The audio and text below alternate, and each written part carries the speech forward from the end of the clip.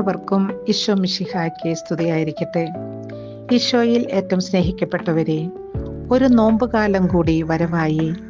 ആത്മീയ ഉണർവിന് അനുയോജ്യമായ സമയം, ഏറ്റവും കൂടുതൽ ആത്മീയ ഒരുക്കങ്ങൾ നടത്തുന്ന കാലം, മനോഭാവത്തിലും പെരുമാറ്റത്തിലും മഞ്ഞുപോലെ നിർമ്മലത കൈവരിക്കാനുള്ള കാലം.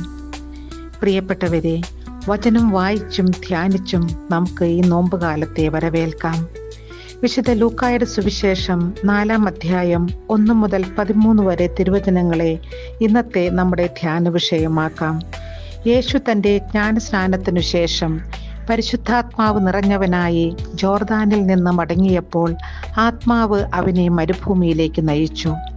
40 ദിനരാത്രങ്ങൾ ഉപവാസവും പ്രാർത്ഥനയും തപസ്സുമായി യേശു മരുഭൂമിയിൽ പാർത്തു.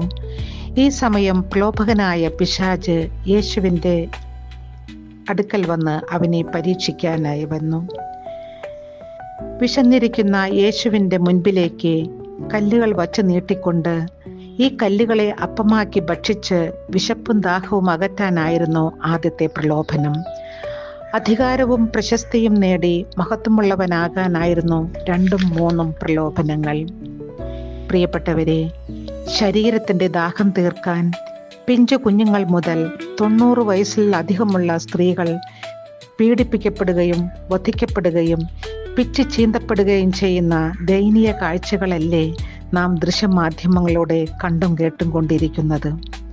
അധികാര കസേരകൾക്കും സമ്പത്തിനും പ്രശസ്തിക്കും വേണ്ടി സ്വന്തം സഹോദരങ്ങളെ പോലും ഒറ്റിക്കൊടുക്കുകയും മാനസികമായും ശാരീരികമായും പീഡിപ്പിക്കുകയും, എന്തിനു പറയുന്നു, ഈ ഭൂമിയിൽ നിന്ന് അവരെ തുടച്ചു മാറ്റുവാൻ എന്ത് ഹീനകൃത്യങ്ങളും ചെയ്യാൻ മടിക്കാത്ത ഒരു സമൂഹത്തിലല്ലേ ഞാനും നിങ്ങളും ജീവിക്കുന്നത്. പ്രിയപ്പെട്ടവരെ, ഈ 3 പ്രലോഭനങ്ങളെയും തപസ്സുകൊണ്ടും പ്രാർത്ഥന കൊണ്ടും ഉപവാസം കൊണ്ടും തോൽപ്പിച്ച് പിശാചിൻ്റെ മേൽ വിജയം വരിച്ച യേശുവിൻ്റെ കാലടികളെ പിഞ്ചെന്നുകൊണ്ട് നാം ജീവിക്കുന്ന ഈ സമൂഹത്തിലെ എൻ്റെയും മറ്റുള്ളവരുടെയും പാപങ്ങൾക്കും തിന്മകൾക്കും അതിക്രമങ്ങൾക്കും പരിഹാരം ചെയ്തുകൊണ്ട് അലിവുള്ള ഒരു ഹൃദയത്തോടെ മഹത്വമുള്ള ഒരു ജീവിതം നയിക്കാൻ നമുക്കും പരിശ്രമിക്കാം.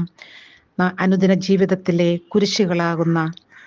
കുരിശുകളെയും നമ്മുടെ ക്രൂശിതൻ്റെ പിന്നാലെ കാൽവരിയിലേക്ക് നമുക്ക് ചുവടുവെക്കാം.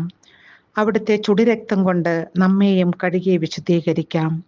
എല്ലാവർക്കും നല്ലൊരു നോമ്പുകാലം ആശംസിക്കുന്നു. ദൈവം നിങ്ങളെ എല്ലാവരെയും അനുഗ്രഹിക്കട്ടെ. ആമേൻ.